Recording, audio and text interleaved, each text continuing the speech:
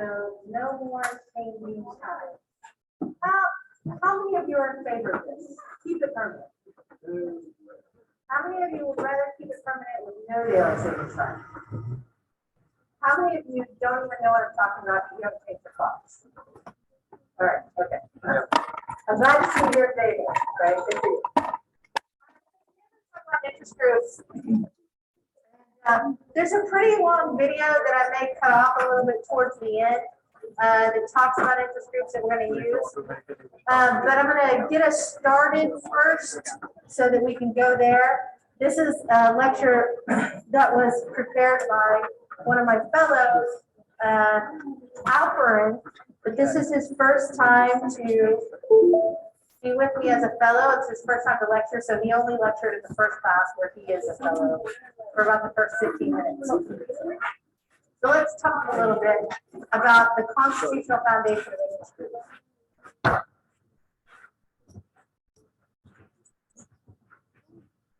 Yeah, you might turn it up a little bit.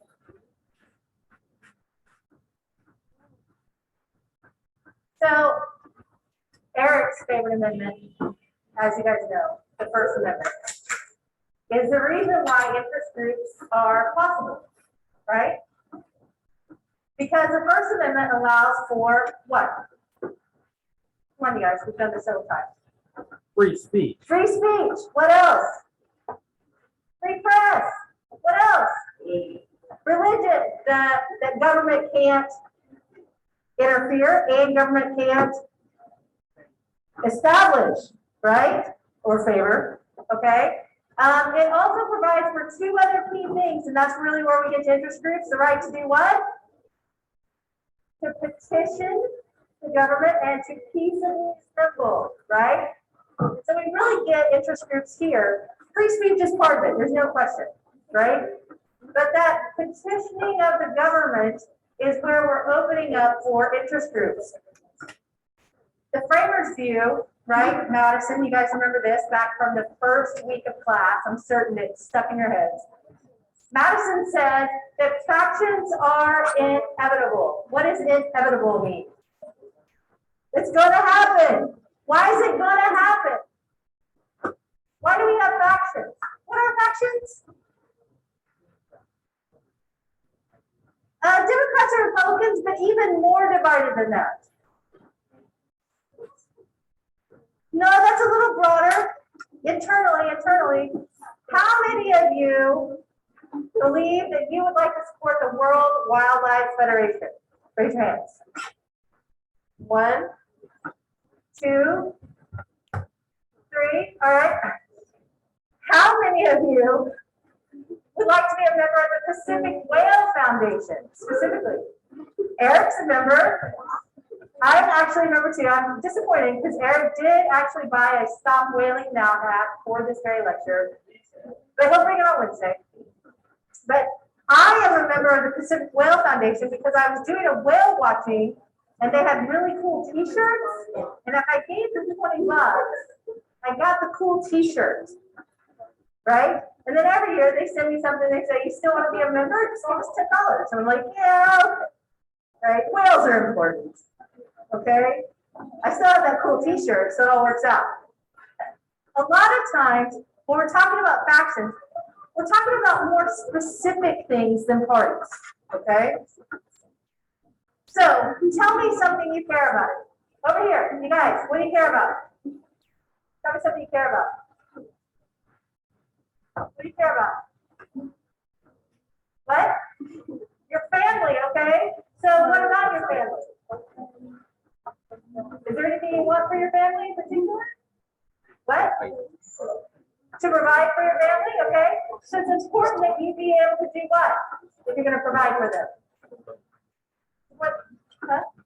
Make money, right? Number one interest group, economic interests, right? Whether that be corporate or union, whether that be workers or whether that be owners, right?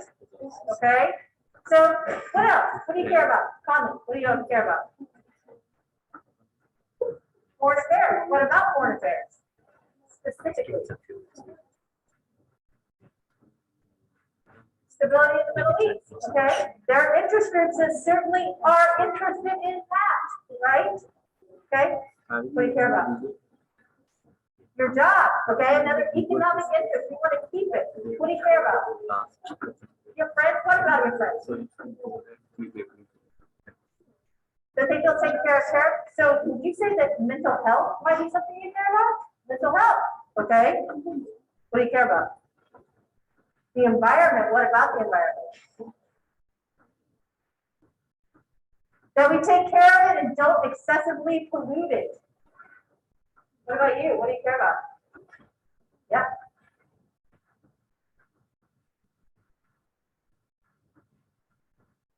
Something, I know you care about something. Your friends again, okay?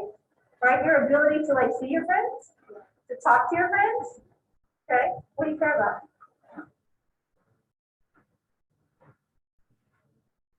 Okay, your family, what do you care about? Making money, okay? What do you care about? What do you care about? What do you care about? Safety, okay? So what is something in terms of safety that you would be interested in putting out there, like an interest group? Like what kind of safety?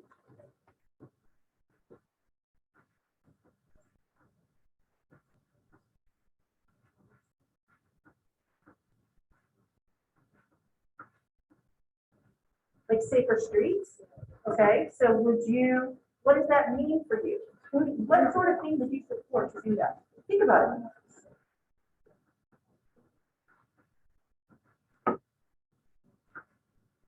More training for police officers, okay? What about you? What do you care about?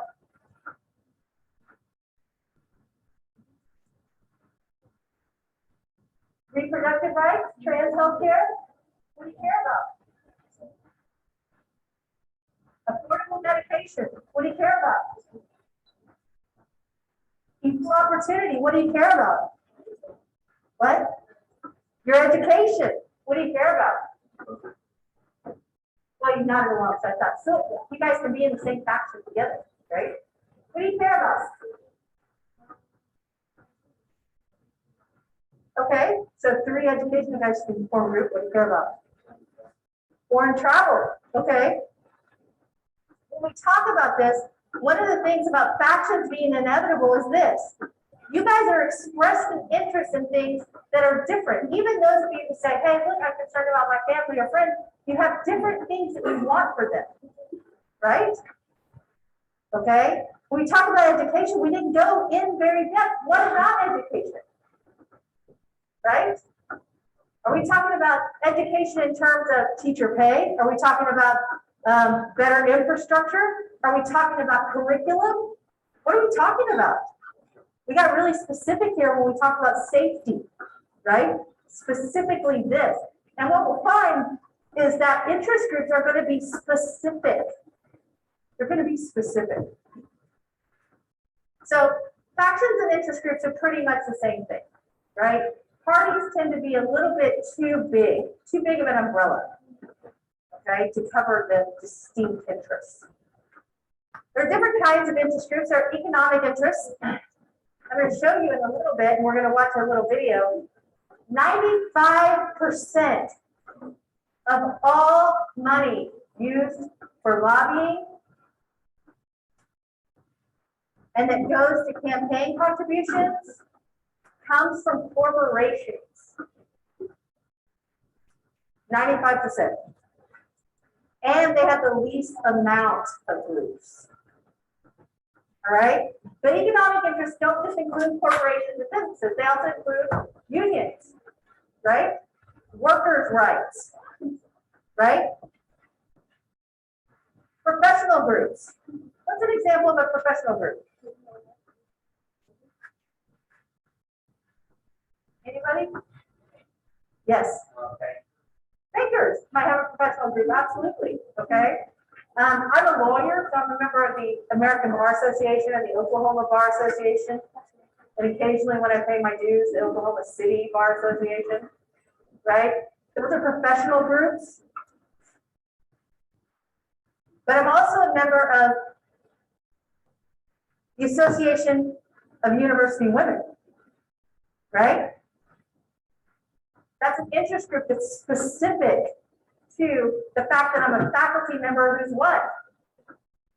A woman, right? Those interests are my interests.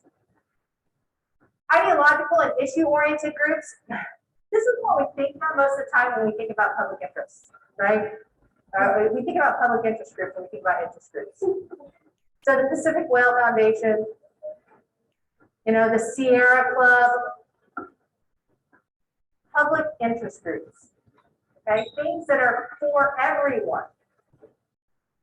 We're going to talk a little bit later about the biggest problem with public interest groups is that everybody generally supports them, but nobody really gets involved. So, for example, you guys listen.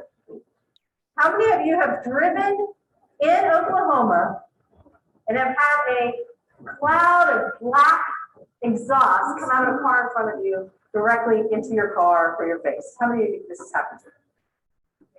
Right? Did you know that Oklahoma does not have requirements that you get your car inspected to keep that from happening? Did you guys know that? So we don't require that. We don't require inspections. And so that's why cars do that. How many of you would like for us to have those sort of restrictions? He says no, but 1, 2, 3, 4, 5, 6, okay, 7, 8, okay, 9, okay. So a few of us, we say, yeah, that's what we want.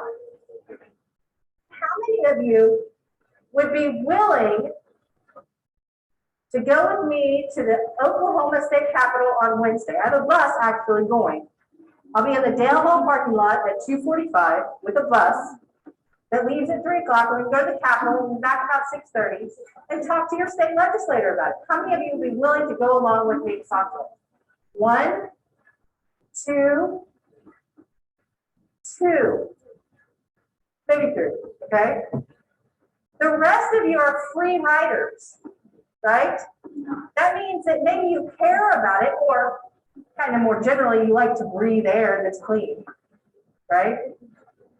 But you're not willing to do anything about it. We see a lot of problems with that in public interest groups. Ideological groups are going to be more focused on a particular type of ideology, right? Doing things toward a more conservative or more liberal or more libertarian, seeking policies that meet those needs, ideological groups. Single issue groups are going to include things like the NRA, right? The NRA is going to be a single issue, ideological and issue-oriented group. What's the NRA's issue? Gun rights, okay? And specifically, the NRA is very effective in lobbying for gun rights, and we'll talk about how in just a minute. And then there are foreign policy international groups.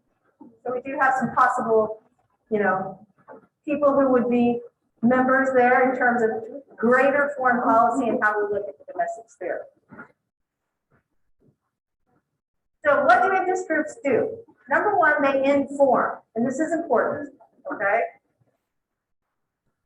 They inform members of Congress, they inform members of the executive branch, they inform state legislatures, they inform governor's offices, they inform city councils. And listen, this is important. If they aren't funded, then they're not informing anyone, right? So the ones with more funding can get their information out better. And when we talk about state legislatures like Oklahoma that have term limits, what that means is that the state legislature depends on interest groups to give them information because they don't have the expertise and they certainly don't have the money for staff to learn it themselves. And so well-funded interest groups find really soft targets in state legislatures. They also engage in campaign activities. Specifically, they lobby for a particular, they run ads for particular races, right? Or they also just give lots of money, right? We'll talk about that in a second. Finally, they lobby. They argue in order to get a certain outcome. How many of you think you're a pretty decent arguer? How many of you can enunciate your position pretty well? Over here, you guys. Okay, a couple, right? Feel you're pretty good at that over here, you guys? A couple again, over here. Another several, 4, okay? Where you feel like you can make your position known. Lobbying is a very lucrative career, all right? So, I'm gonna pause for a second.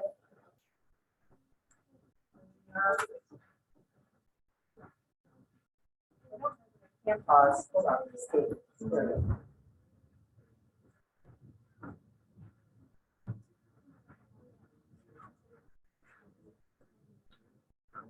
I think that's for me, like pushing you towards a lobbying career, so I apologize for that.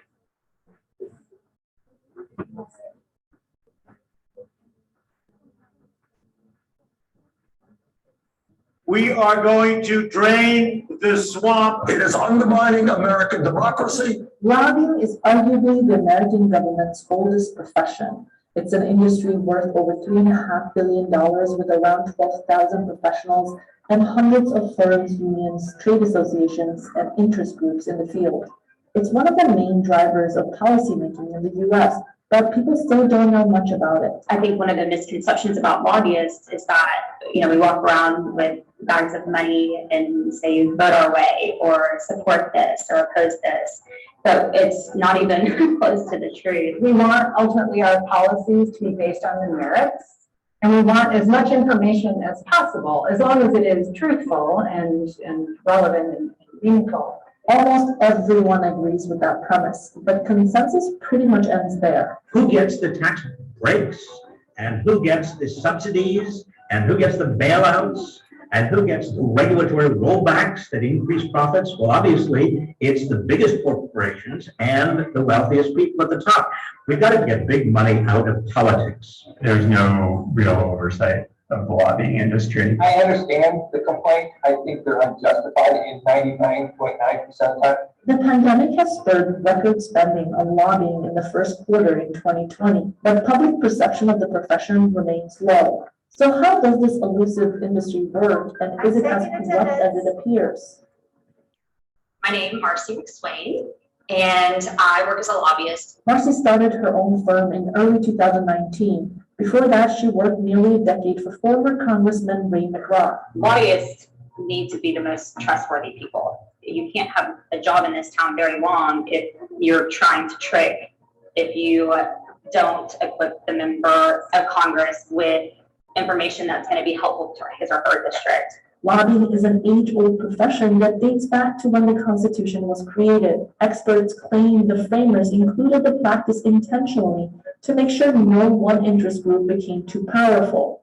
The ability of individuals, groups, and corporations to lobby the government was therefore protected by the right to petition and the First Amendment. But there's a sense that, we're a large and diverse country with a lot of different people who have a lot of different interests. And there should be a way for people to speak directly to their elected officials and say, hey, you should support this policy, or hey, you should oppose this policy. In 2019, 12,170 bills, resolutions, and amendments were taken up by Congress. Many more thousand were killed. With about 12,000 professionals at trade associations, in-house unions, or private firms, lobbyists play a major role in American policymaking. I think there's a popular perception that lobbyists come in and do all this sweet talking, lay down piles of cash, lavish dinners, and get what they want. Now, in reality, lobbying is much more boring. It's making the same argument over and over again. It's slowly building coalitions. It's talking to lots of different people and trying to build a case for your client or your perspective. You go to a breakfast fundraiser in the morning, then you go to work, you do your job, then you go to lunch fundraiser, then you come back and you have another committee hearing or a markup, or you go start calling on your offices, and then you'd go to a cocktail fundraiser, and then you go to a dinner fundraiser, and then you rinse and repeat. Jimmy Williams lives on a 50-acre farm in rural South Carolina. But before moving back here, he spent nearly 20 years in Washington, D.C.'s political scene. Anyone that ever tells you that the idea of the money, the lure of the money, is not there, then they're lying to you, because it's absolutely there. Between 2000 and 2002, Jimmy was the economic policy advisor to Illinois Democratic State Senator Dick Durbin. He says with a degree in literature, he needed the information that lobbyists shared with him. I did everything from trade to taxes to budgets. If it had money signs on it, I did it. And I learned a lot from those guys. Then I learned over time that lobbyists will only tell you what they want you to know. And then I would say, okay, great. Who's against you? And I'd start writing it down. So who's against you? No one's against you. This should never be a problem to get this passed because nobody's against you. And they would look at me and be like, well, we may have. I'm like, okay, so who's against you? Say it's part teacher, as an educator, and in part lawyer is defending or protecting or trying to implement something. People will say, we don't want lobbyists writing bills. You'd rather have us writing them than you would a member of Congress who has zero experience in the issues that you're dealing with. The problem is that there are only 24 hours in the day. And these representatives, these senators, they may not have time or make time to seek alternative perspectives. And especially when those alternative perspectives are coming from groups or individuals that do not have the ability to make campaign donations. There is a reason why these people are putting huge amounts of money into our political system. I think America responded to somebody who goes to Washington owing no one anything. The more money you spend on members of Congress, the more times you get meetings. It's not about Democrats or Republicans. It's about the reality of money in politics. In 2019, about $3.5 billion was spent on lobbying, nearly twice the combined budgets of the Senate and the House. But it's not only a large industry. Corporations are spending the most. Of the top 100 entities lobbying, 95% are corporations. Businesses are part of the American public.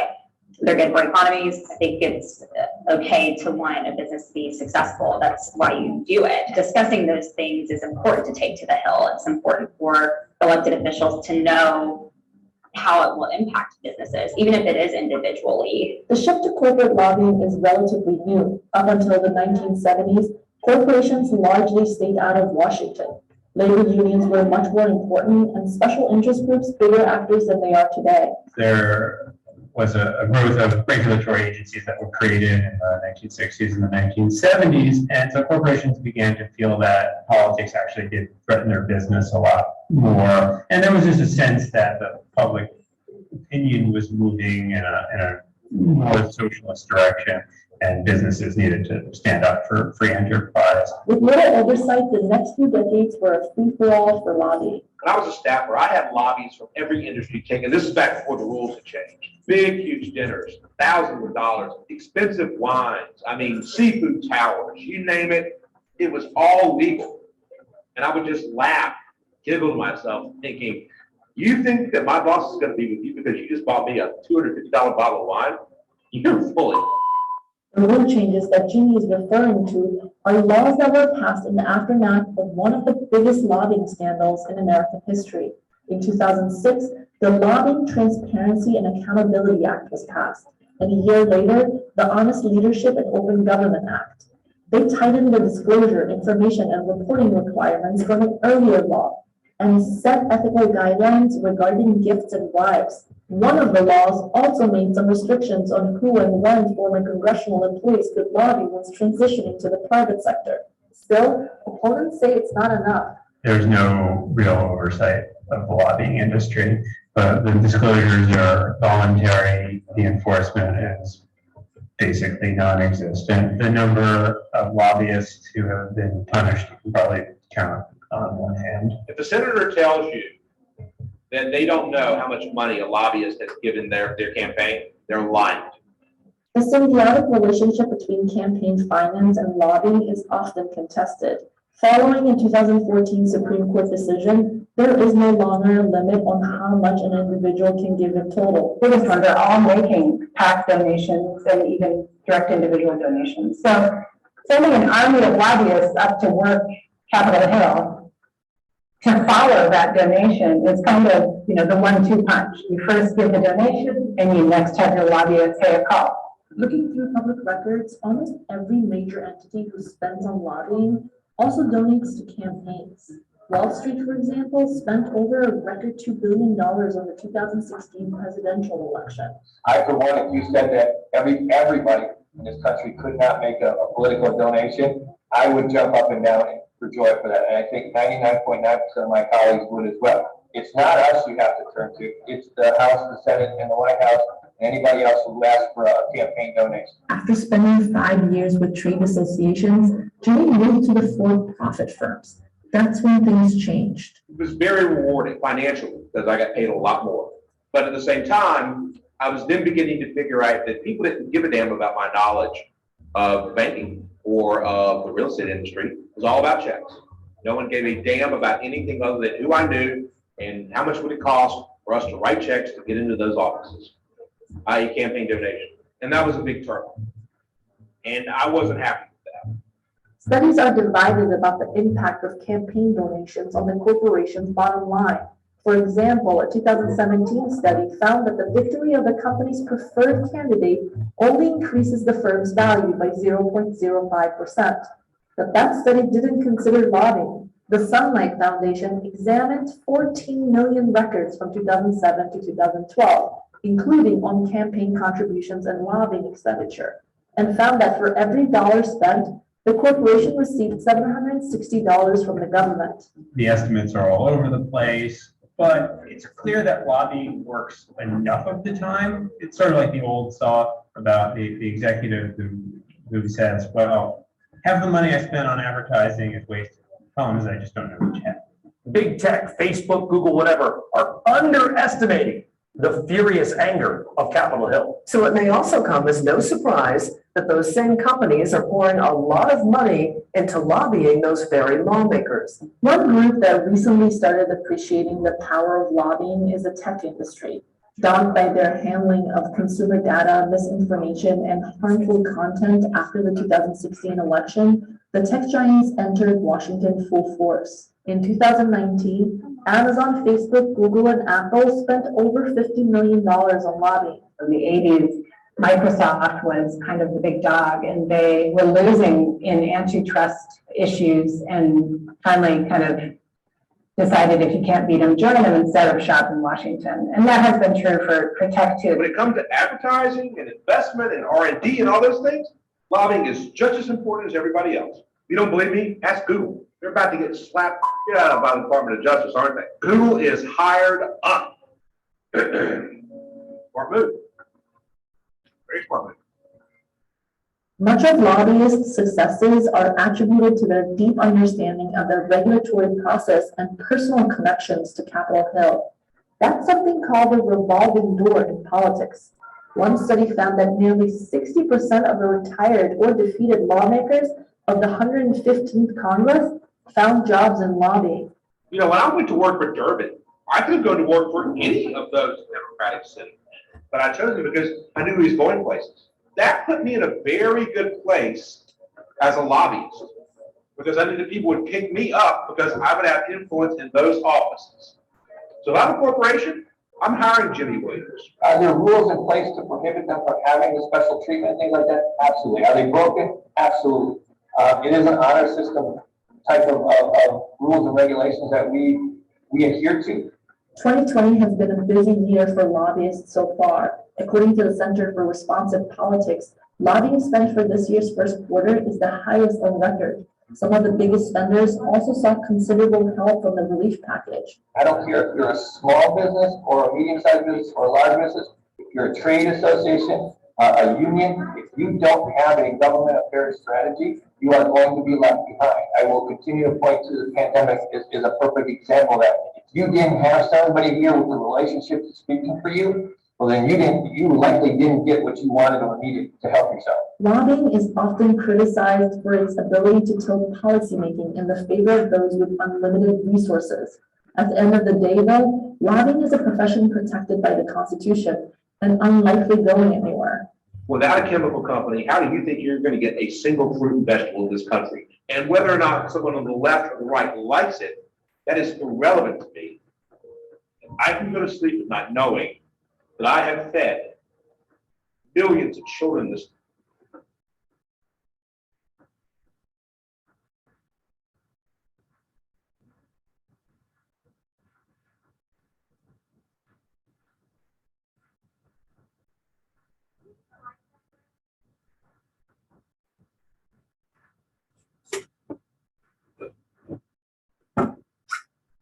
Okay.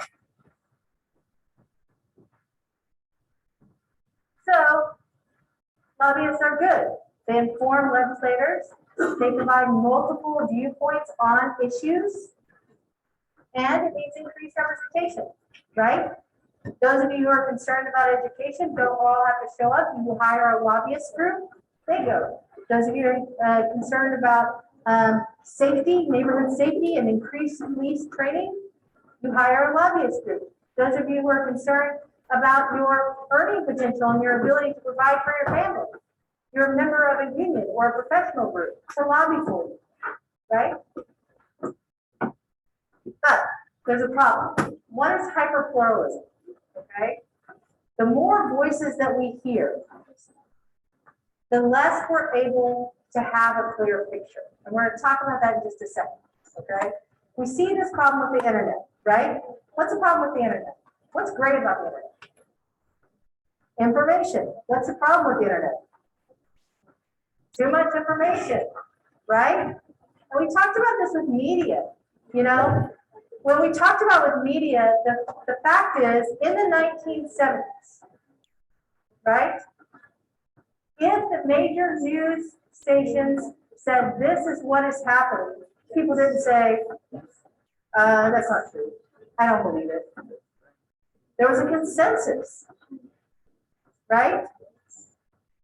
And so Nixon, for example, says, if I've lost Cronkite, I've lost the nation. Because there was a point, right? We're going to trust this information. At this point, we don't have that same sort of trust. And since we don't have that trust, it's really difficult. The same thing happens with lobbying groups. You have so many points of view on a single issue that it's difficult for us to properly represent on them. Lobbyists also have one-track minds. What is their goal? What is the goal of you as a lobbyist? What's your goal if you're a lobbyist? What's your goal?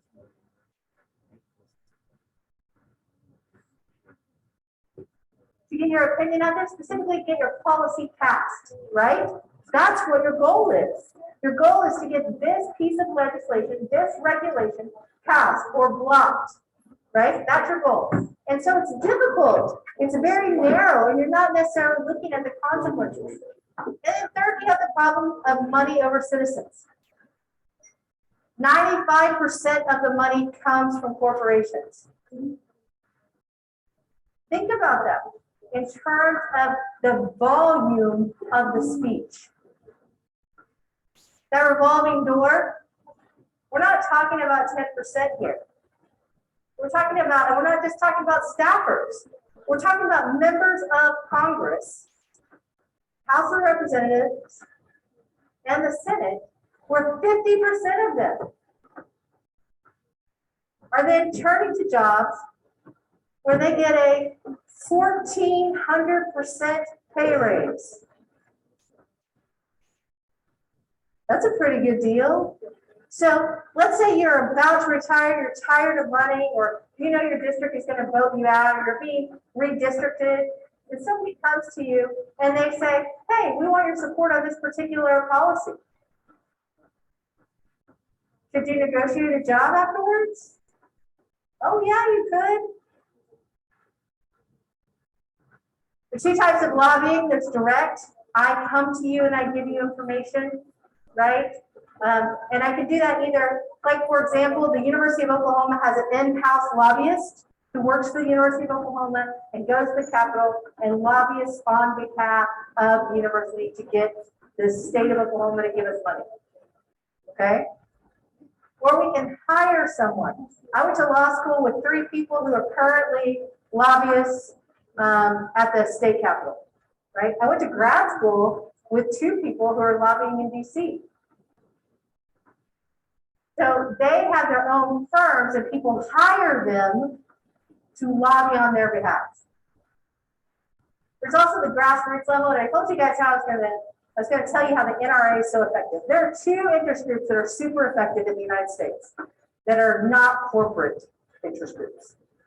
The NRA and the American Association of Retired Persons. Okay, so let's talk about the NRA first.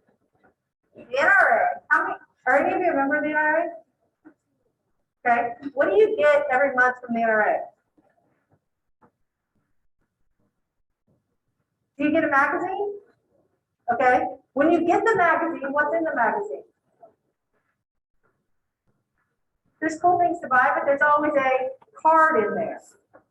And that card said, Tara sent to your member of Congress.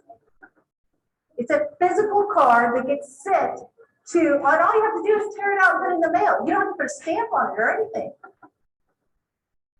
You tear it out, you send it to your member of Congress, and it piles up in their office. The physical evidence of their constituents advocating for a particular policy. Emails show any sort of physical, they pay attention a lot to how many people followed your tweet on that. No, it's physical. The same thing with the AARP. The AARP is super, the NRA gives lots of money too, but the AARP gives no money. But they have tons of members. What do we know about the American Association of Retired Persons? What do we know about them? Yes. They represent the interests of retirees. What do we know about retirees?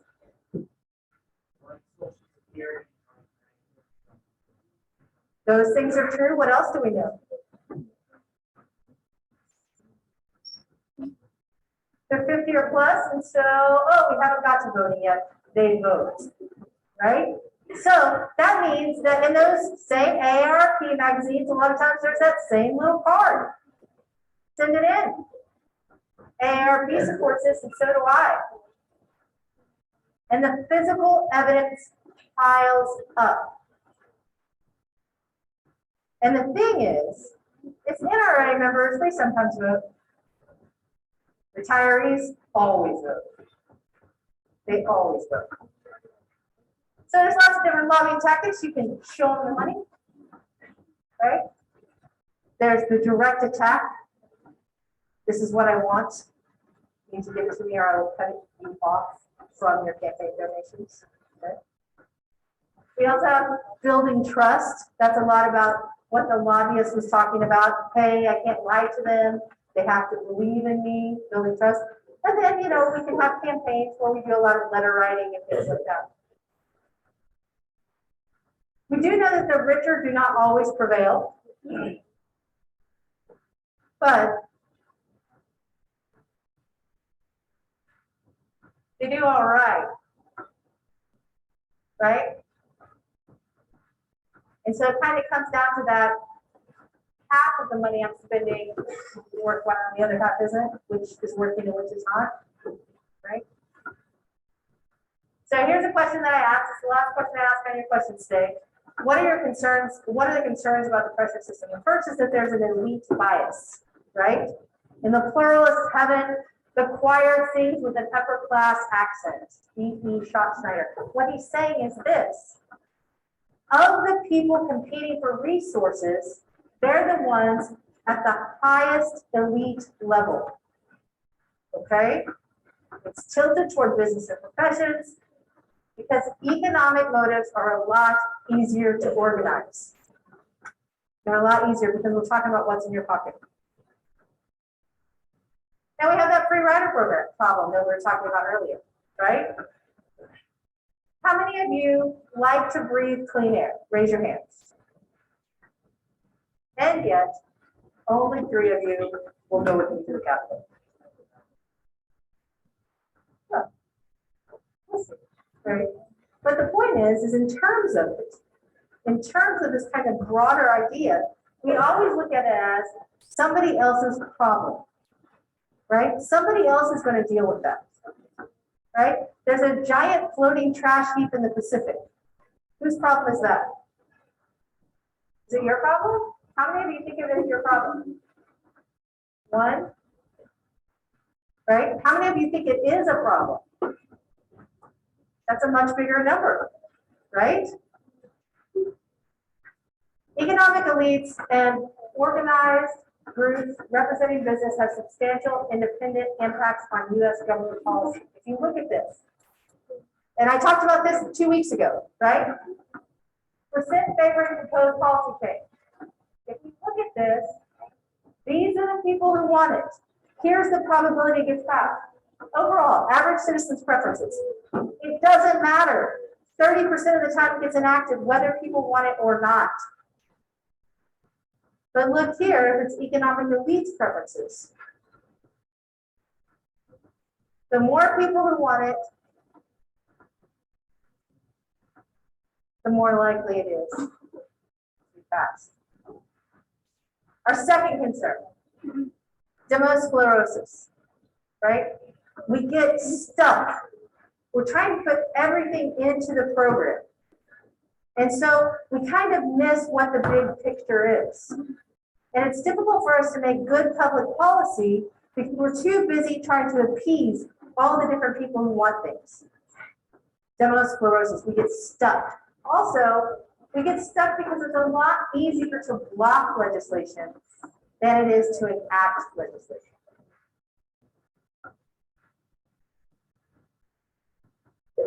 A third problem is this, the submerged state. There are these hidden policies. People are benefiting from policies, and it is more likely that if you're affluent, you're going to get more benefits than if you're poor. But look, in terms of the percentage, the question is, these are program beneficiaries. Have you ever used a government program? 529 or Coverdale? No, never used it. 64%. 60% home mortgage interest deduction. I will tell you, I know that I use that government program. I'm very happy to file my taxes because I get a check back for paying interest on my mortgage. How many of you get a check back for paying rent? None of you. None of you. Hope for lifetime learning tax credit, student loans, child dependent care tax credit. 44% of people who get Social Security believe that they have never received a government social program. I was at a town hall meeting with Tom Cole about 12 years ago. And it was in Lawton, and they were trying to pass the Affordable Care Act in Congress at the time. And Tom Cole was at a town hall meeting, and Lawton is home to what? Fort Sill, right? A huge military base. So I'm there at this town hall, and there are people in the citizen communities, and they're like, hey, look, we don't want this. And he's like, I hear you, I hear you. And this woman stands up and she says, look, I have TRICARE, and I'm perfectly happy with it. I don't want the government messing with my medical insurance. What's the problem? What's TRICARE?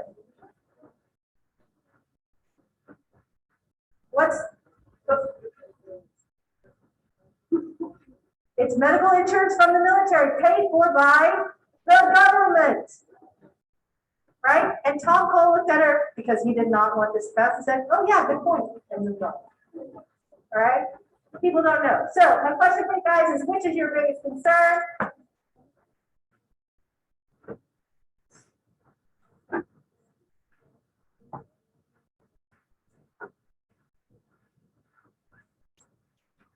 The poll is activated.